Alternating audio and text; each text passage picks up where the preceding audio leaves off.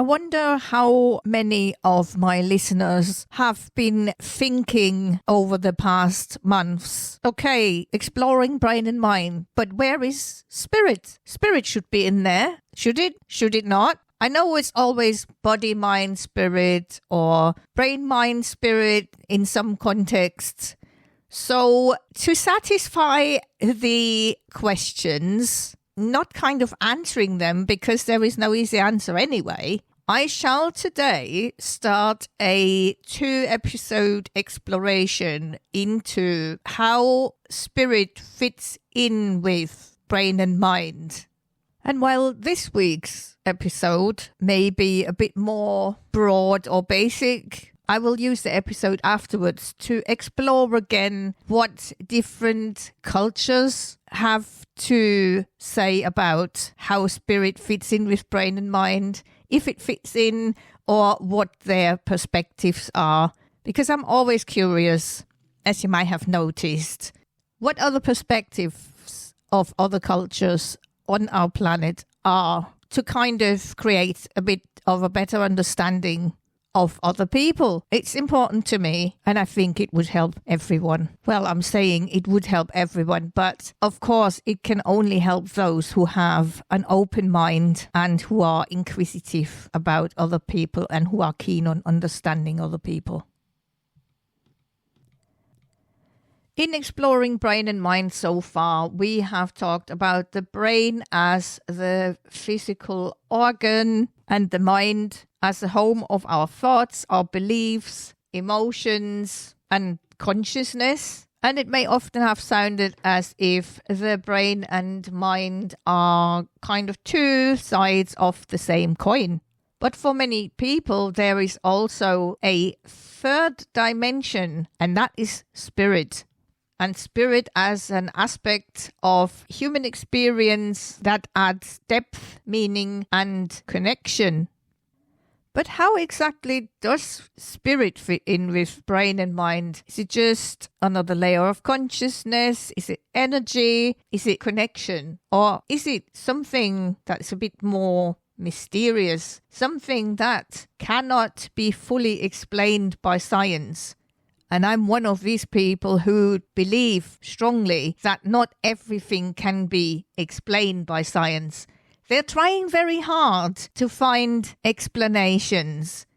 But then science is something that always comes up with new hypotheses that need to be proved and that are open for debate. And at least that is science as science should be and was defined, not to be compared with what in recent years has been called the science, which is the prescribed way of doing things, thinking, and the whole lot. So I'm referring to what science is really meant to be. Let's first look at if spirit can actually be defined, or if it cannot really be defined. Spirit is a word that means different things to different people. For some it has a religious meaning, as in the soul or a connection to the divine. For others, spirit is about vitality, creativity, or the inner spark that makes us who we are. Across cultures, the concept of spirit shows up again and again. Even in everyday English, we use the word spirit all the time. We talk about someone having a strong spirit. We may talk about team spirit, for example, in sports or in workplaces. Or we may be saying about someone, oh, he or she is a good spirit. So spirit is clearly part of how we understand life, even if it's hard to pin down what spirit is. Psychology and neuroscience have tried to approach spirit in their own ways. Psychologists talk about transcendence, meaning and awe, while the neuroscientists have studied and are studying a lot what happens in the brain when people meditate, pray, or experience deep connection. Regions like the prefrontal cortex, the parietal lobes, and even the limbic system light up in these moments. But here's another question then. Does that mean spirit is only brain activity? Or could the brain simply be the receiver of something greater, like a radio tuned into a frequency we can't see? While there is no clear answer to all this, to all the questions, to how we best look at the different perspectives, one thing shows up, that is that spirit is part of the human experience. If we think less about definitions and more about experiences, spirit shows up in the most profound parts of human life. And that's what I'm saying as well. Spirit is part of the human experience. Let's look at 3 different contexts. First context is belonging and connection. Think of a moment or moments when you felt truly connected, either to another person, to a community, or even to a piece of music that seemed to speak directly to you. That feeling of being part of something larger than yourself is often described as spiritual. I could give you thousands of examples with regards to music, or some friends that may no longer be there, friends that live far away, even special places. Actually, if you have been to places that were really special to you and maybe were an inspiration, or you just felt deeply connected to them, this kind of feeling can be very strong. You might get goosebumps. I think in some areas of the world you call it chicken skin, but we in the UK we say goosebumps. But I think goosebumps and chicken skin are pretty much the same. It's just a sensation of, I call it being connected like to a electric current that sometimes gets up in you and you feel tingles, and it's a very special feeling. Or you feel moved and you feel emotional. The next context would be transcendence. Many people describe spiritual moments in nature, standing at the edge of the sea, looking up at a star-filled sky or the moon, or watching a sunrise. It's the kind of moment when words fail, but you feel a sense of awe that lifts you beyond the everyday. A kind of links of what I was saying earlier about feeling special about places. Places can be not necessarily just a town or a village or a city. It can just be nature, a forest, the ocean, trees, different colors. Now we've got autumn. Go out and look at those trees, those colors of the trees. Or when the fog settles, it's very atmospheric. Some people might be scared of fog. I love it. It's kind of part of autumn. And the third context here is healing and resilience. Spirit also shows up in how we cope. People who connect with a sense of purpose or spirituality often find greater strength in facing trauma, grief, or loss. That does by no means mean that the pain just disappears, but spirit can act like a light in the darkness. Now that reminds me of a great saying that I've heard recently. I can't remember who said it, but someone said you have to go through darkness sometimes to see the light. And I think it's a very good one, that we sometimes have to go through difficult times to face challenges in order to learn important lessons or to appreciate what we've got. So there's different perspectives on that as well.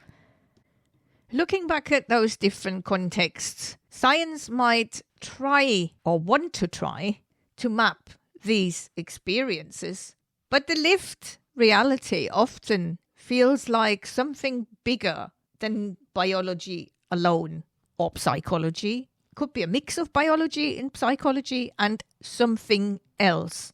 Spirit reminds us that we're more than neurons firing. We are meaning-making beings. So how do brain, mind, and spirit fit together? One way to think about it is as three interwoven layers of being. The brain is the hardware. It is the physical organ, the biological machinery that processes signals, chemicals, and sensations. It is about 3 pounds of tissue made up of billions of neurons and trillions of connections. It is the command center of our nervous system, controlling movements, sensations, thought, and memory. Without our brain, none of our experiences could be processed. The mind is the software. It isn't a physical structure we can point to, but rather the flow of thoughts, beliefs, feelings, and consciousness that emerges from the activity of the brain. Where the brain deals with cells and synapses, the mind gives us awareness, creativity, and the ability to reflect. Now, what about spirit?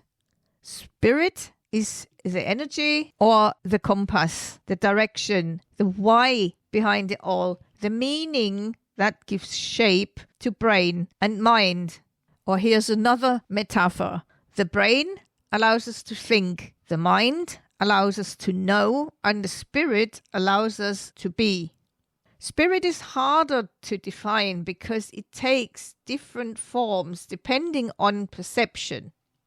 In religious traditions, spirit is often understood as the divine essence of life, something that transcends both body and mind. In secular terms, spirit may be described as vitality, inner strength, or the part of us that seeks purpose and meaning. What's especially interesting is that spirit can be seen as the bridge between brain and mind. If the brain processes information and the mind interprets it through thoughts and emotions, then spirit is what gives those processes direction. It's what helps us connect our individual experience to something larger than ourselves, whether that's community, humanity, nature, or the divine. For example, neuroscience shows how meditation changes brain structure and activity, while psychology explains its effects on stress and well-being. But people who meditate often describe something more, a sense of transcendence, peace, or connection, and that something more, in quotes, is often framed as a spiritual experience. The role of spirit also shows up how we talk about resilience. A healthy brain supports memory, focus, and energy. A healthy mind cultivates emotional regulation and flexibility, but it's often spirit that carries us through hardship, the sense of meaning, hope, or purpose that fuels us even in adversity. Importantly, very importantly, including spirit in this conversation doesn't mean we must adopt one religion or cultural viewpoint. Instead, it reminds us that human experience is more than biology and psychology. Spirit speaks to qualities like compassion, forgiveness, transcendence, and connection. And those are aspects that many people find essential for their well-being.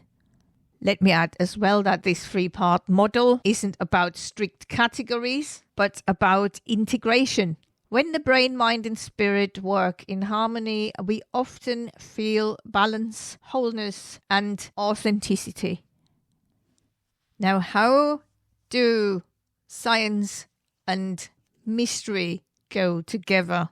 Do they? Do they not? Science has given us incredible insights into the brain, and psychology helps us to understand the mind. But spirit still resists easy exploration. And maybe that's not a problem. And it shouldn't be a problem, in my very personal opinion. I don't think we need absolutely everything to be explained by science. Sometimes mystery itself is valuable. Spirit reminds us to stay humble, to keep asking questions, and to accept that not everything can be measured in a lab. That goes nicely with what I was saying, that not everything needs to be explained and proven and put in black on white or white on black in science or scientific terms. Think about love, music, or awe. We can describe the chemical changes in the brain, but does that capture the essence of what it feels like? Spirit is that essence, that part of life that touches us deeply, often without words, often with sensations, as I described earlier on in the episode. So, where do brain, mind, and spirit fit together? To conclude and to summarize, the brain gives us a physical foundation, the mind gives us awareness and interpretation, and spirit adds meaning, vitality, and direction. Maybe spirit isn't a separate part at all, not even a part as such, but more like the thread that weaves them together. Spirit is what gives our thoughts depth, our emotions meaning, and our experience a sense of connection. Maybe spirit is not only belief, but something that connects us to each other, to nature, or even to the divine. That's a question we'll continue to explore, because in the next episode, we'll look at how different cultures, especially 3 different cultures and traditions, understand spirit and how those perspectives can deepen our own understanding of what is meant to be fully human. And that brings us to the end of today's episode of Exploring Brain and Mind. Remember to download the episode. Downloads are very important for us podcasters and podcast hosts. Share the episode with other people who you think might enjoy it, and follow and subscribe if you haven't done so already on Apple, on Spotify, Amazon Music, and YouTube. Thanks for listening today, and I hope you will tune in again next time.